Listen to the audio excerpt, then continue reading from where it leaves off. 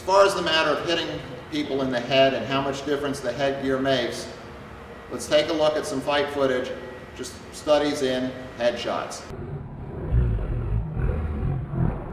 We have a special honor here today. The point that a lot of people often don't appreciate is the difference between fencing masks. This is what we call a first generation mask. This is what the original Dog Brothers came up with. This is more of a current model. It takes the hit a lot more. The mesh itself is heavier. Mike here, as a matter of pride, he always goes with a first generation mask. Green here goes about 225 and black goes 230. Black chooses to go with a single stick, green with two sticks. Both men have real big, heavy weapons, so it's not the kind of thing you can take for granted. Wonderful attacking block entry by black there. Yeah, it's a good example of the effectiveness of closing hard and fast. Even though green tries to get off a semi-power backhand, it's just too little, too late. Black's already in, and it has the classic takedown. I like the way that black's roof motion picked up both of green's sticks. The explosiveness of his footwork prevents green from sprawling, and he gets in his favorite empty hand position of ground and pound. However, in the presence of a stick, it's going to be a little different. Right, green has opportunities here to pun you on the head, and black realizes that. This allows green to move him out to a range where he can get a full-length strike with his stick to the top of black's unprotected head. And a good example of why you have to be very careful if you're going to go for leg locks and your opponent has a weapon in his hand. You'd better watch out because it can change the dynamics of the fight very quickly. Notice how black reaches out immediately after getting conked in the head.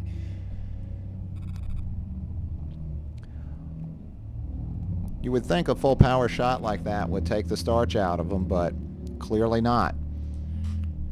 Green looks for the puño, takes it to the trap instead, and the fight continues.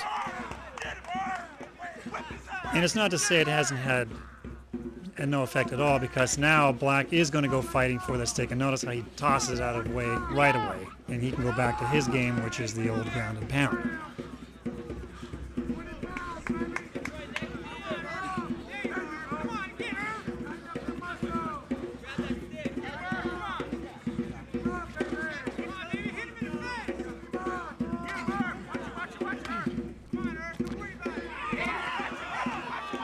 Green shows his experience and his awareness of where the weapon is,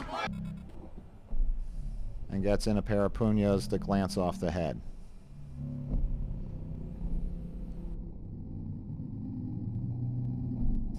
Now, if you look at these puño shots, it's hard to tell if they're direct hits or if they're glancing. Either way, though, it is a good illustration of, if you're in that position, take advantage of it. But even if you hit them, your opponent may not be affected. It's a lot that can happen if you're all juiced up.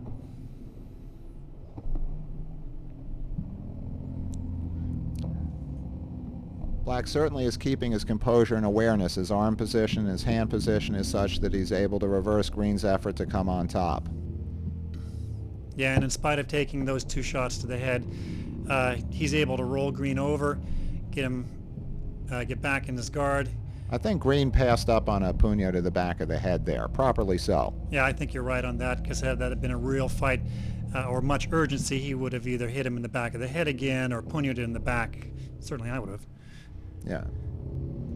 Well, that one to the top of the head you would think would have effect, but black is still coming on.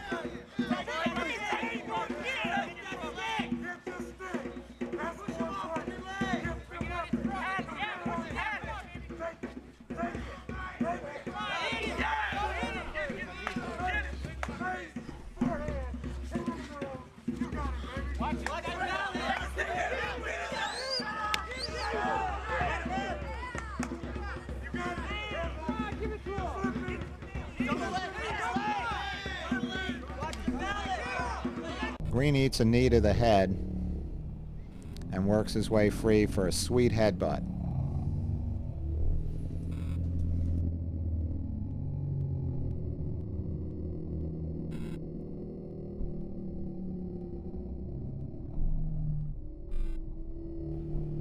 You can hear the headbutt on the camera mic over the sound of the crowd.